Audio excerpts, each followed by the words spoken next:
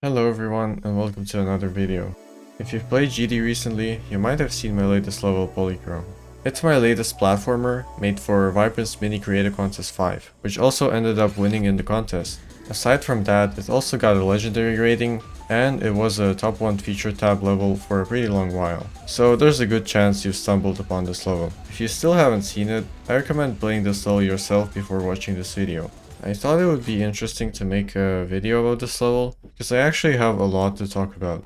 Building a platform level like this was a completely different experience from building classic levels. I will talk about how I came up with this idea and how the gimmick works, which a lot of people asked me about, and also about my thought process behind a lot of things in the level, about the decoration. There will also be some technical stuff about the editor, so I think you could also learn something from this video. So yeah, I think it will be interesting. I hope you'll enjoy the video, and let's start with how I came up with this level idea.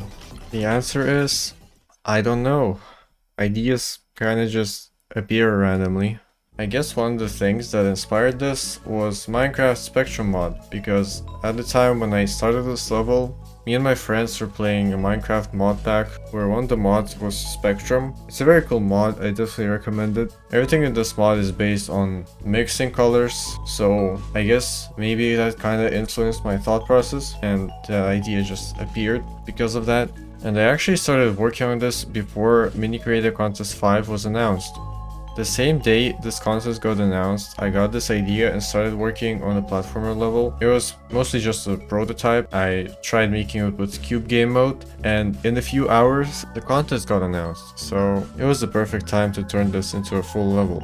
I only had a small bit of gameplay, so it was not hard to just delete everything and remake it with a different game mode. I decided to go with Ball because I thought this would be the most fitting game mode to work with orbs. I couldn't pick any of the free fly game modes like Ship and UFO because that way you could just simply skip the orbs. And Spider couldn't really get off the surface that easily. Now I'm going to show you how this trigger setup works for this gimmick by simply recreating it. We're in the editor and I'm going to try to quickly recreate the gimmick from Polychrome. It only uses 6 groups per orb and 15 triggers per orb. But in some cases you can also optimize it and use even less triggers. So we have all these orbs for each color. There isn't really a blue orb in Geometry Dash, so I simply picked one of the orbs that you can color yourself and made the color blue. This is the teleport orb. So my next free group is 7, and what I'm gonna do is write down these groups so I can easily demonstrate you how this works exactly. So each color is gonna have 2 groups. This is gonna be for red, this is gonna be for green, and this will be for blue. These groups are gonna be for when the orb has this color, and these will be for when it doesn't. I'll try to explain this. Each orb is gonna have 3 groups for all 3 colors that represent its color property. For example, red orb has red, it doesn't have green, it doesn't have blue. So it's gonna have these 3 groups right here. 7, 11, and 12. The green orb only has the green color. So it uses this group and these 2 because it doesn't have any other colors. And so on. The blue orb has groups 10, 11, and 9 because it only has the blue color. For orbs that are made of multiple colors, it's a bit different. It has 2 of these, 7 and 8, because it's made of red and green, and it doesn't have blue, so it has the group 12. And I just realized I forgot about the black orb, which should have all 3 of these groups because it doesn't have any color. And so on. We just continue adding groups like this, and in a bit I'm going to show you how exactly this is gonna make our gimmick work. Now we can test if this works. For example, let's imagine that our orb is placed here. It doesn't have red, it has blue and green. So for red color, group 7 will be toggled off because it doesn't have red. For green and blue, these 2 groups are going to be toggled off, and these 2 will be toggled on. So 11 and 12 are getting toggled off. As you can see, only the cyan orb is toggled on, and this is what we want. It only has green and blue, it doesn't have red. So now let's just stack all these orbs in one place. We have 8 orbs here in the same place. Now we have to make this actually change color when it collides with our color circles. So let's add some collision. So red will be 1, green will be 2, and blue will be 3. And each orb setup will have its own collision block. By the way, one thing I recommend doing for platformers is have a spawn trigger at the beginning of the level, so I can place triggers here and give them this spawn group, and they're gonna activate in the beginning of the level regardless of what they're placed. Later, I'll just be able to copy this whole thing, and I don't have to put the triggers like here behind the start wall. So first of all, let's bring this orb into its default state, which has no color. We're just gonna toggle off these C groups, 7, 8, and 9. And as you can see, it's just a black orb. Okay, let's set up the collision with the colors. So we have this collision box on our trigger that's on group ID 4. So we're gonna set it here. And let's set up collision with the red color, which is block ID 1. When this orb collides with red color, this group needs to activate. So we're activating group 7. And this group needs to toggle off. So we're gonna copy this trigger and toggle off group 10. This happens when the collision box enters the red color. Now we need to set up the triggers for this orb leaving the red color. So this will trigger on exit. When this orb exits the red color, this group should toggle on instead. And this group should toggle off. So we're simply swapping the activate group buttons. And then we just do this for every single color. This will be block ID 2, which is green. When the orb enters green, it should toggle on group 8, toggle off group 11. I'll just change it to 8, and this to 11. Then we just simply copy and paste this, and do the same for blue. We can just increase each target ID by 1. I have a mod that lets me do this very easily. So this is the trigger setup. Let's test it out and make this thing rotate. To make it easier, I recommend linking this together and putting in a different layer. And let's just place it here. It doesn't work because I realized I forgot to turn on the trigger on exit button here. Now it works. There we go. I'm gonna place it somewhere here. I might want to make the collision box a bit smaller though, because it's still mixing the colors even if they're barely touching the orb. I think this will be better. And yeah, there we go. We have our orb set up. Now I can just make these triggers smaller. Then copy and paste this entire orb. Press build helper to add more orbs. And they're all gonna work. Now there is a way to optimize this a little bit. Not all orbs are gonna need all of these triggers. For example, if I don't have blue in my color circle, I can just remove all the collision triggers on the bottom because they all check if the orb touches blue color. Since there's no blue color here, it's never gonna touch blue. I can just optimize this setup a little bit by removing some triggers that we don't need. And there we go, that's the entire trigger setup. I think it's pretty simple. I used to have a different trigger setup for this that used 120 triggers per orb, which we're not going to talk about.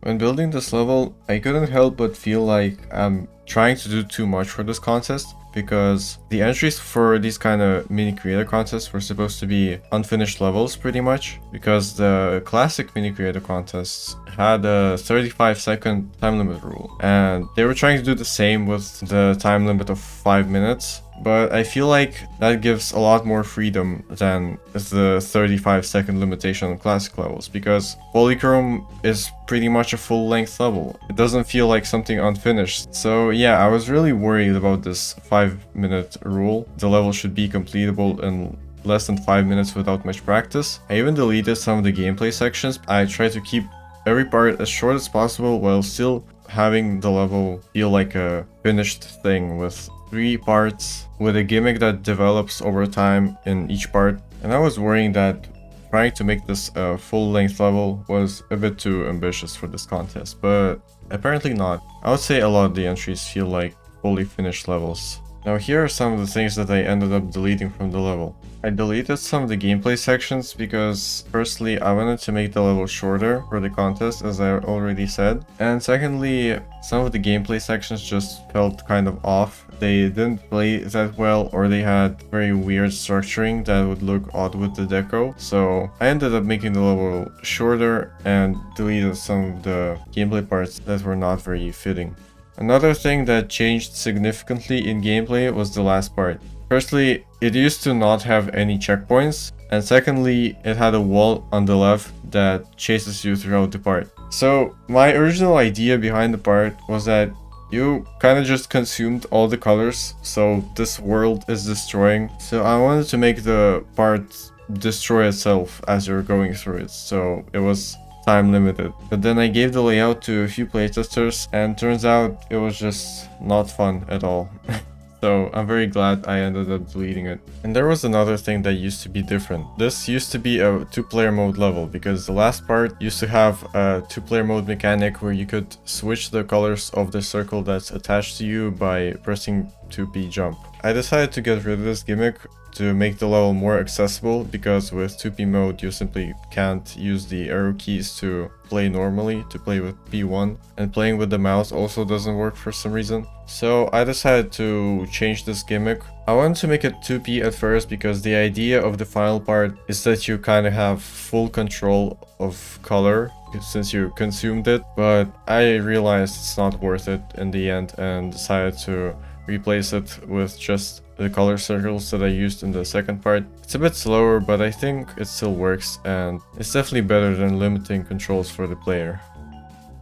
Enough about gameplay, let's get to the fun part, which is the decoration of this level. Now, there's a lot of RGB levels in Geometry Dash, so I really wanted the level to stand out and do something unique, even with its already kind of overused color scheme. So I looked through most of these RGB levels, and I realized that none of them really experimented with mixing colors, which is, I think, the coolest thing you can do with this color scheme. So I wanted to try not only making RGB decoration, but also adding cyan, magenta, and yellow, which are the colors you get by mixing them. I also wanted to give each color meaning, not just do some random design effect decoration using red, green, and blue colors, but I also wanted each color to represent something, so that the decoration doesn't feel random and uninspired. For example, green is mostly used for plants, yellow is flowers, and so on. Each color has a symbol. I even used some of these symbols in decoration.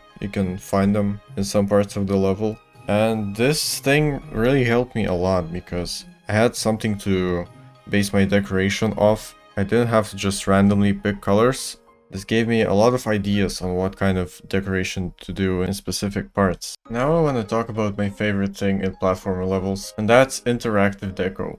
I really like being able to interact with things and seeing some kind of response to my interaction. I don't know why, there's just something so satisfying about being able to push this chandelier and make it rotate. And here's how I set this up, by the way. Recently I learned how to make physics with advanced follow and basically everything about advanced follow in general, and it's a very useful trigger. This doesn't use a single collision box. It only relies on advanced follow, and rotate triggers. I'll not go too in-depth into it in this video. I can make a separate video about advanced follow if you guys want to hear more about it. Let me know in the comments if you'd like to see a video like that. And if I'll be too lazy to make a video, you can just read the editor guide. That's how I learned everything about 2.2 pretty much.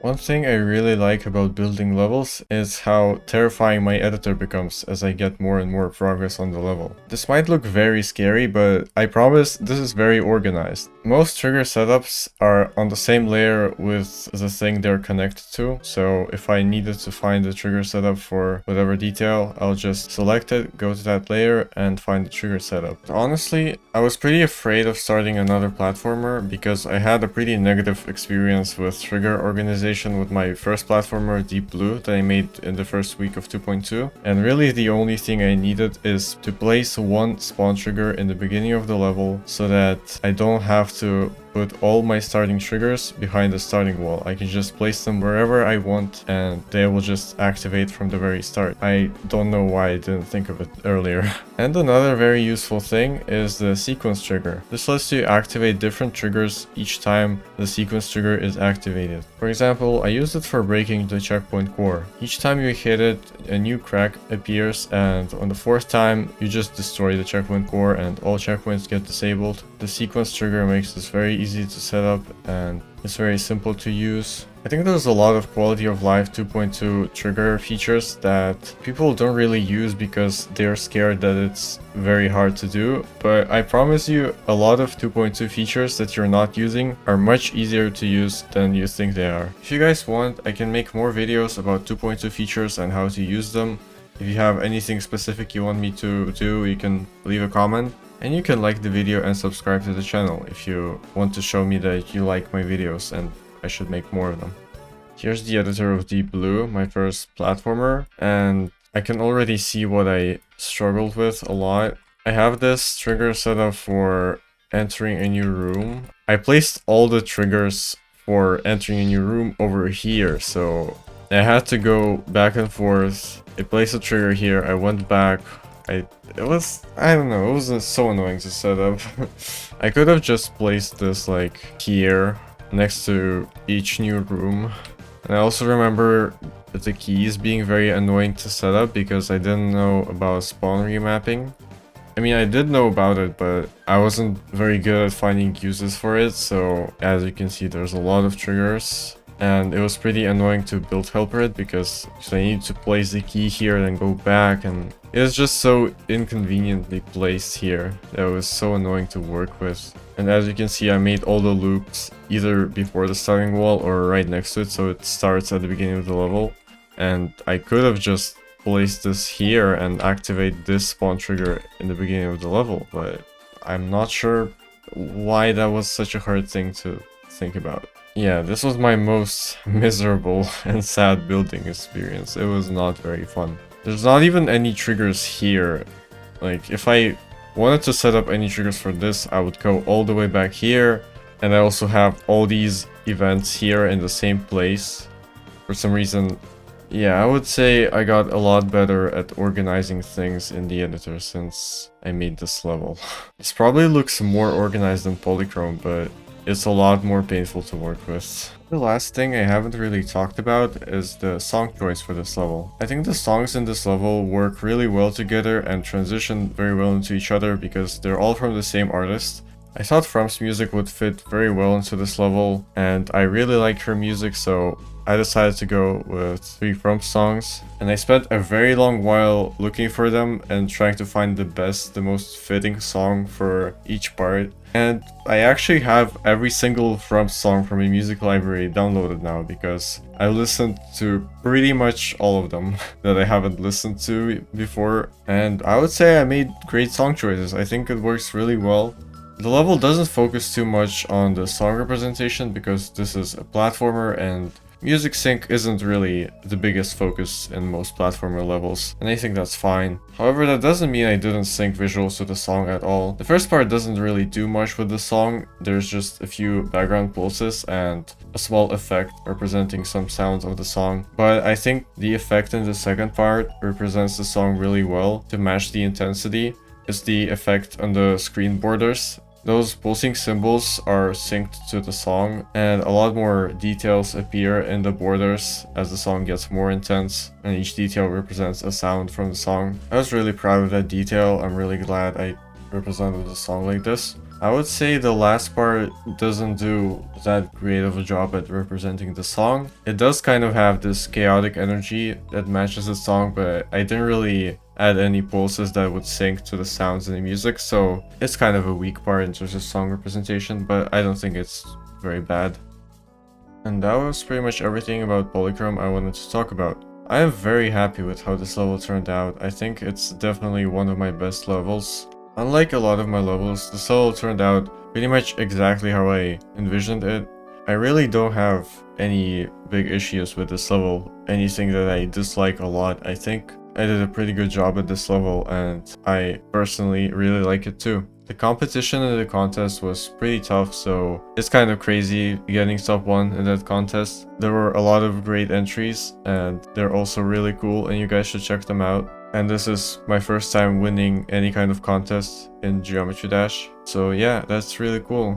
I hope you liked this video. I hope it was fun, or maybe you learned something, or it was interesting to hear the story of this level. And if you still have any questions about this level, feel free to comment on this video.